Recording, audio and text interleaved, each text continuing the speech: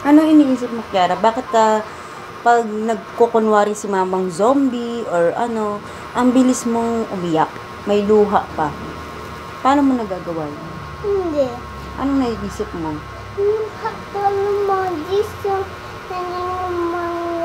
Naman tipo. Kaya nga, paano nagkakaroon agad ng luha yung mata mo? Hindi. Tapos, hindi ka tayo may luha naman. Tapos, Paano nga? Sige, pakita mo. Paano nga yung iyak na may luha? Pakita mo. tayo no. Tayo ng tada yung nana, tita, mama. Asan yung luha? Pakita mo. Mag-cry ka. Dapat yung may luha, may pututulo. Na ganyan-ganyan ka pa. Paano yun? Paano yung may luha? Kunwari zombie ako.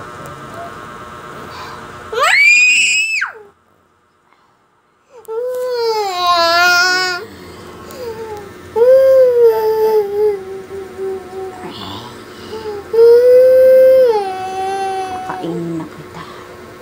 Hindi ako mama mo. Hindi na ako magiging mama mo. Aray ko. Hindi, magka-cry ka may luha. Wala yan! Uunahin ko yung mata mo. Kainin.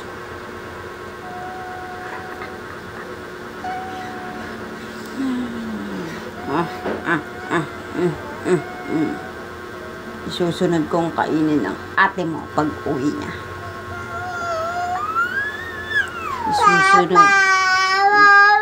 Isusunod ko si papa mo. Wow, ang galing, may luha. Ano iniisip mo? Bakit nagkukunwari lang tayo? May luha agad.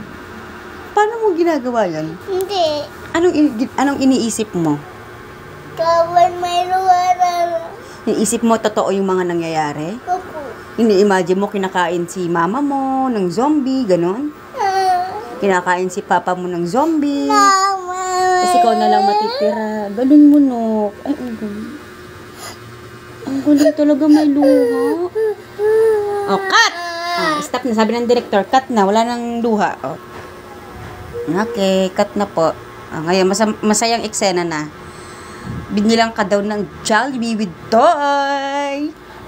Paano yung... Chocolate. Opo, with chocolate pa na ice cream. Paano yung itsura ng masaya? Paano mo sabihin na, wow! Paano yun? Wow! Tapos tatalong-talong ka pa kunwari, wow! Galing! Ang galing talaga ni Kiara. Paano naman halimbawa si Jollibee naging zombie? Paano itsura ng natatakot ka? Natatakot? Tapos magka-cry ka na naman. Kasi joke lang. Bye-bye na. Bye-bye.